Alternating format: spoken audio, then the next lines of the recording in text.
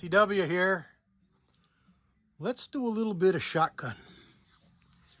I got this set up last fall, and I've only just kind of set it up and farted around with it. I haven't really done anything with it yet, but what I did was I made up this bench, and I had a previous video on it, so you got to see what it is. It's basically just an extension off another bench that I had on the wall over there.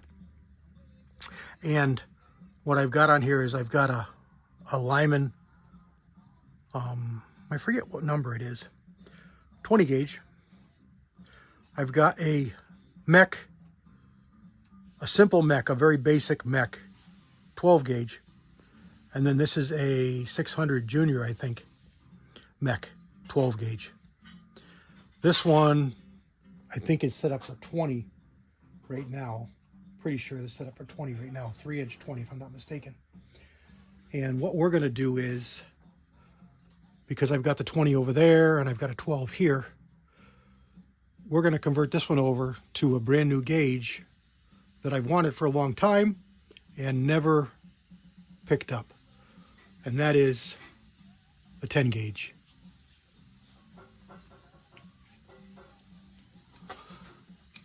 .3½ inch and 2 7/8.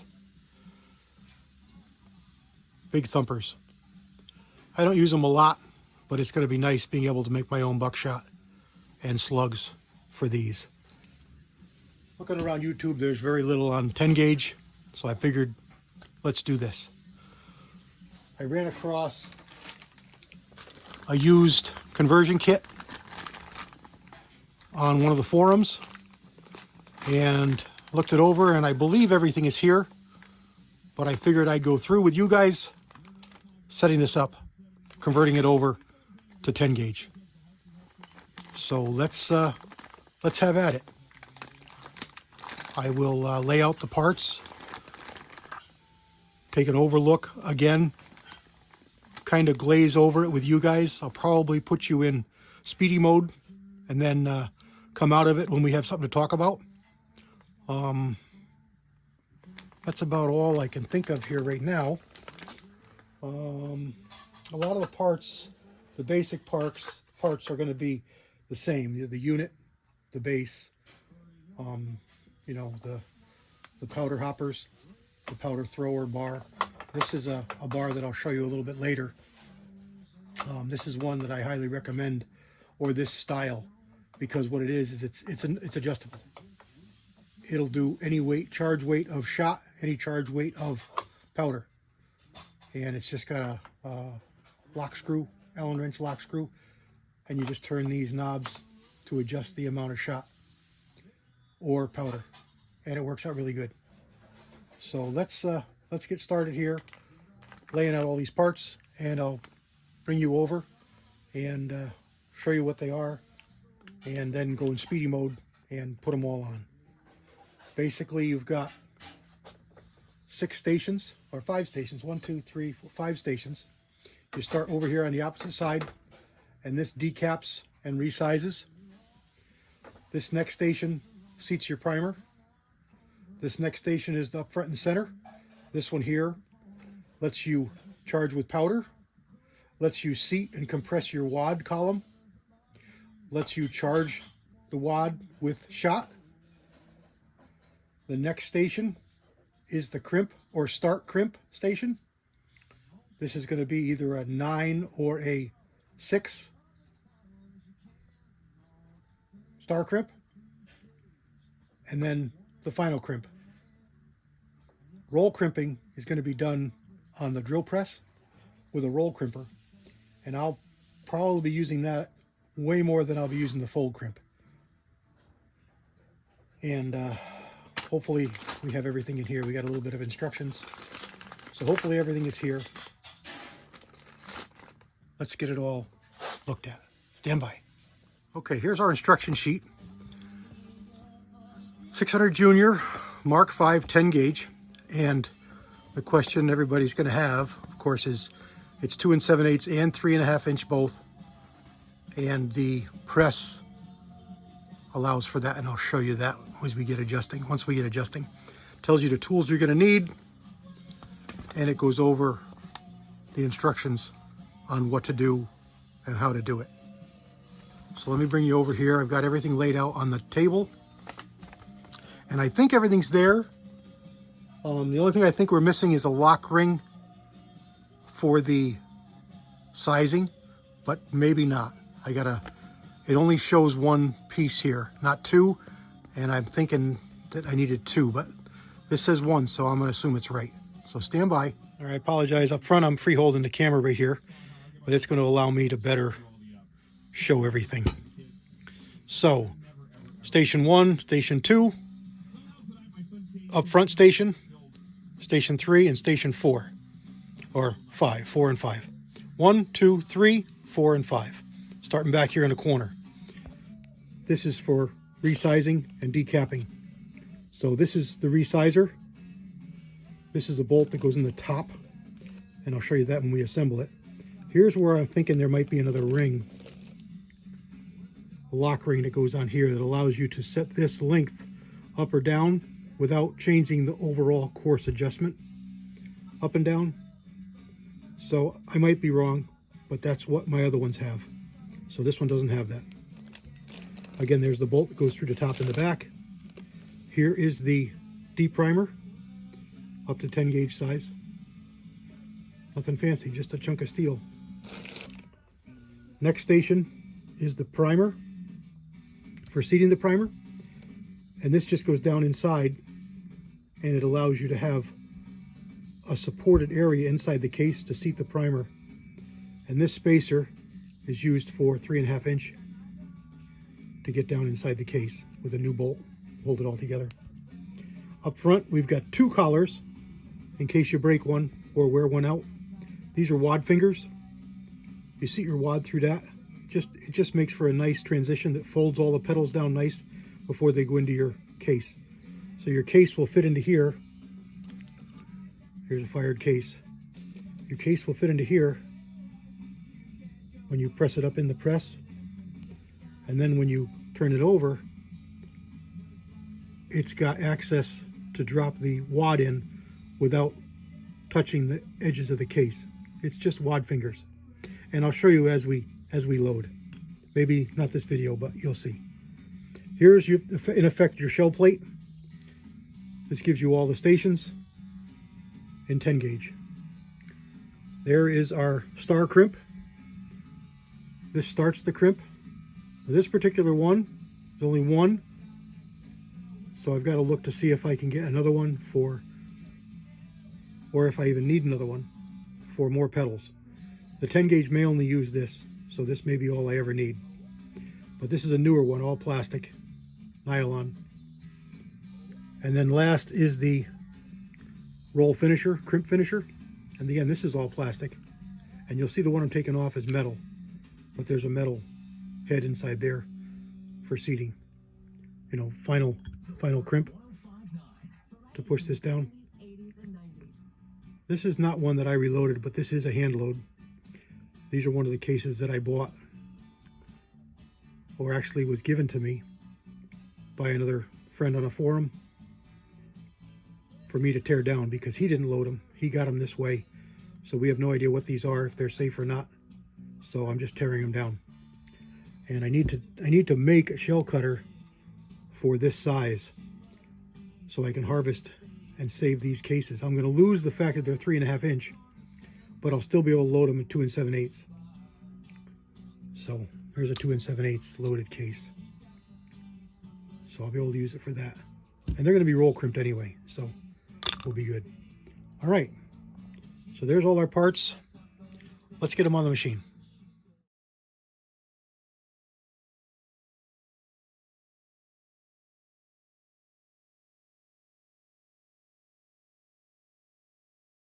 Okay, here is the finished crimper, and like I said, this is all metal. The one we're putting back on is plastic. And over here, this is the crimp starter, and this one is all metal, and this one here unscrews, but I need to get a plier. Somebody's got it really tight. But what you got in here, you've got changeable crimp stars. They're brass, and this is a nine fold. and you can take this apart and put another one in there and get a 6-fold. So that's what I expected with a 10 gauge, but like I said, I've loaded it before, so maybe 10 gauge only comes with 6. You don't need 9. Anyway, we're all apart. We're going to save this bolt for the next one. Let's get the pieces parts and put it back together with the 10 gauge parts.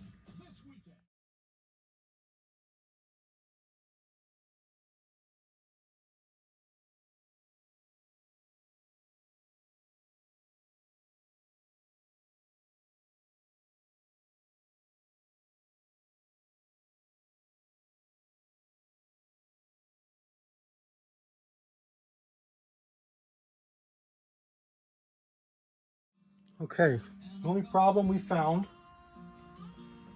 was with our start crimp. It doesn't work with the old screw, and this doesn't even look like it's threaded. So there's probably something that goes through here that attaches to something that attaches to here. So that's incompatible. So we're not going to be able to use this. Again, not a big deal because we're going to be using a roll crimp, not this star crimp. So we're probably not going to use this station or this station. We're just going to use the deprimary size, the prime, and the charge. And I may not even use the charge, but for the compression to seat the wad. That's probably the only thing that I'll be using. So we're going to save this screw with the other one. Let me go up here, reset up the camera, and show you this charge bar that I like so much. Okay, here it is. I'm looking for a name on it because I don't remember what the name was. Made in Canada, universal charge bar. And let's see if I can zoom in for you there. Once you read it for yourself, Model C, universal charge bar. And there it is. It's like a pot metal, adjustable, sliding. So there's your powder, and there's your shot.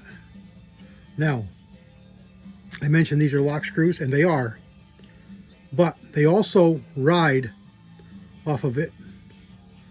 Can't really see it on this one, but you can see it on this one. So you got a lock screw, but it also fits into a slot. So if you loosen it too much, you're not going to have any adjustment. This will come right out. It'll ride right out on the threads. Instead of it moving this bar, it'll just run right out. So you have to have it just loosened. So when you put the Allen wrench in, tighten it down so it doesn't move, just crack it off.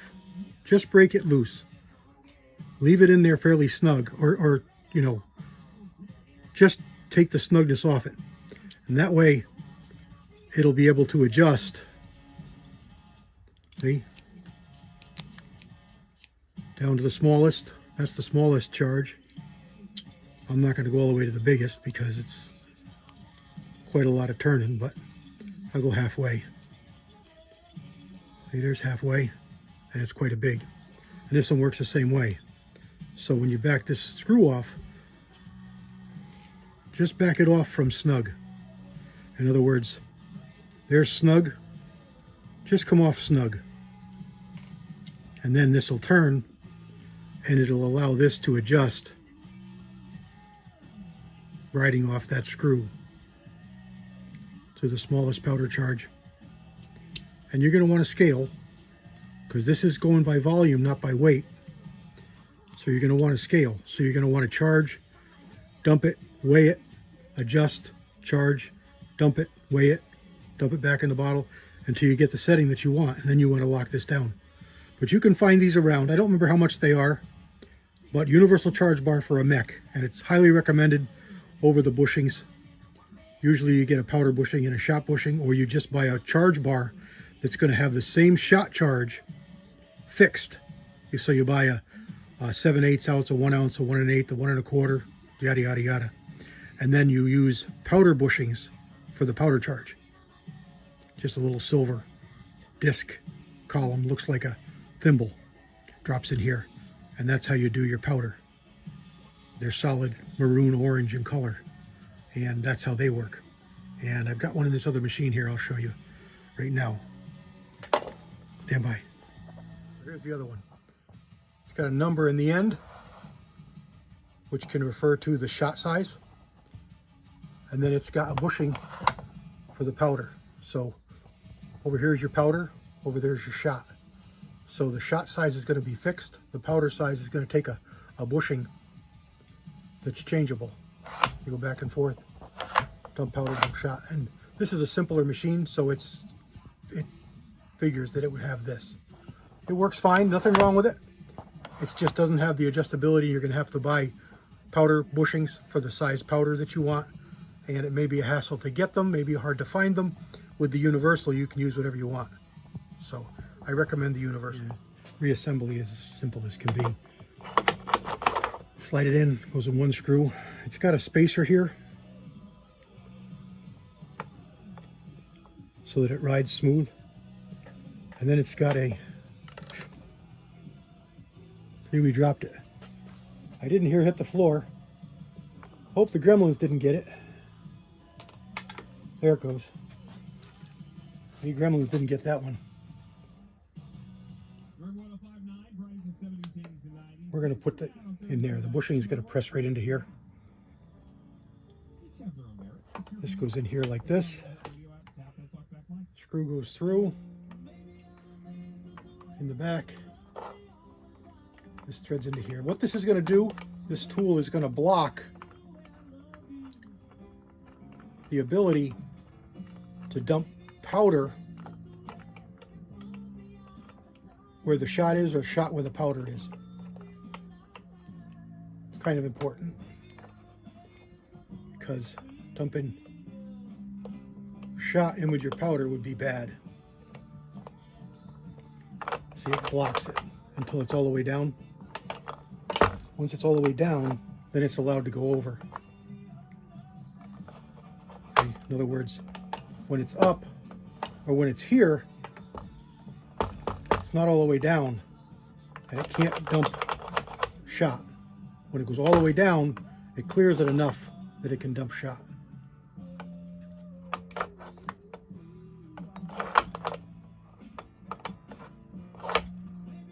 And it needs some adjustment.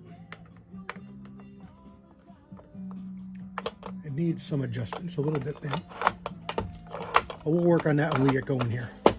This is just an overview to get started so that I know that I can start resizing and priming cases, and I can start loading 10 gauge. There we go. That's about it. That's the MEC 600. This is a 600. Yeah, 600 Junior. And that's what this is for. We're going to set our wad pressure later when we get started. We'll get powder and shot if we're going to do that in here, but again, we're probably not going to even use these. We're primarily going to use this for sizing and priming and wad pressure. So we'll set that up once we get started. There we go. I hope it was entertaining. I hope it was informative. Next videos will be coming down the road when we actually start loading 10 gauge. A little more adjustments to do here, but primarily it's all set.